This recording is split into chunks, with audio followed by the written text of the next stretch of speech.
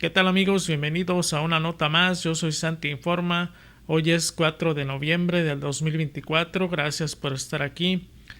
Qué buena exposición la que estamos mirando los mexicanos. Lo que estamos experimentando hace más de 6 años, jamás nos imaginamos que íbamos a mirar a una oposición completamente derrotada, exhibida por completo, que nunca le importó el pueblo, que tenían a un gobierno secuestrado trabajando solamente para unos cuantos y que eran los únicos que se beneficiaban, un grupo de ladrones.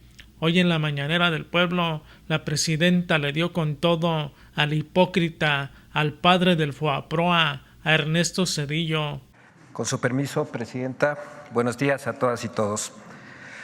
En los últimos días, quienes niegan la voz del pueblo que a través de las urnas dio su mandato, han lanzado una colección de mentiras, exageraciones, calumnias y tergiversaciones contra el actual gobierno, reviviendo la falacia de que vamos hacia una dictadura, sin considerar que al expresar sus falsedades ponen en evidencia la contradicción.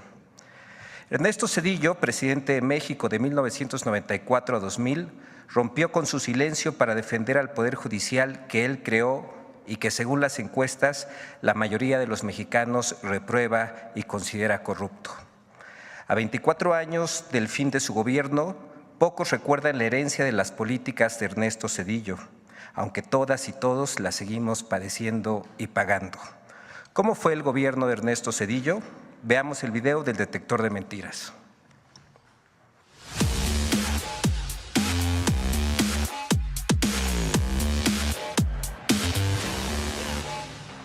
Desde su exilio dorado en empresas y organismos financieros de Estados Unidos, Ernesto Zedillo reaparece como el nuevo guía moral de una derecha extraviada, molesta, derrotada ante la mayoría del pueblo y dicta cátedra de autohalagos. 1. Es mentira que creó un poder judicial independiente y garantizó la división de poderes. El 1 de noviembre de 2024, Ernesto Zedillo publicó un artículo en el Washington Post en el que asegura que con su reforma de 1994 consiguió un poder judicial independiente, omitiendo que fue un decretazo del mismo Zedillo el que rediseñó la Suprema Corte de Justicia y que 30 años después, alrededor del 70% de los mexicanos considera un órgano corrupto e ineficaz.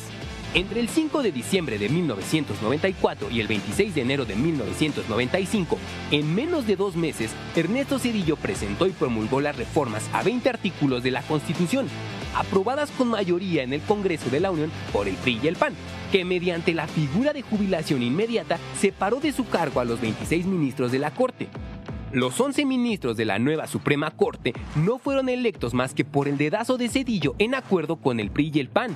Tan es así que el columnista Raimundo Riva Palacio comparó esta medida con lo realizado por el dictador peruano Alberto Fujimori y consideró que la reforma judicial era el equivalente a un golpe de Estado técnico, pues rompía con la división de poderes y la inmovilidad de los jueces establecida en la Constitución.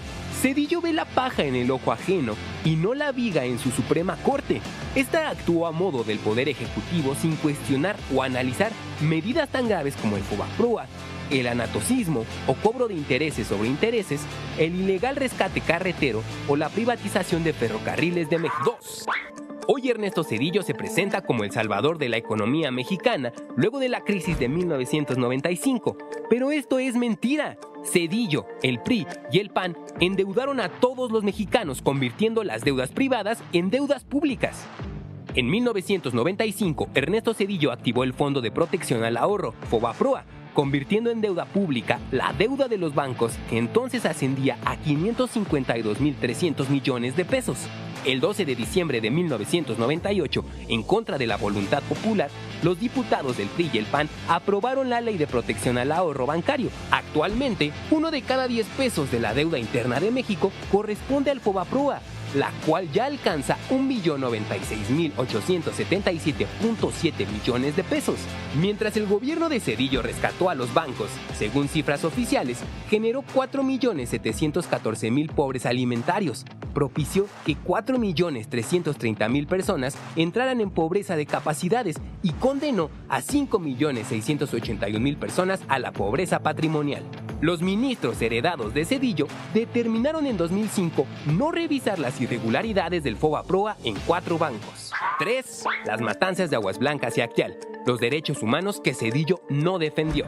Aunque en su artículo del Washington Post Ernesto Zedillo se define a sí mismo como un demócrata, las masacres de Aguas Blancas y Acteal lo definen de otra manera.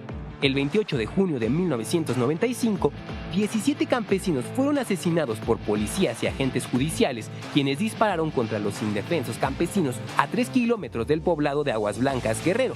El 22 de diciembre de 1997, un grupo de 60 paramilitares disparó con armas exclusivas del ejército contra un grupo de indígenas tzotziles, mientras se encontraban orando dentro de una ermita, con un saldo de 45 personas muertas.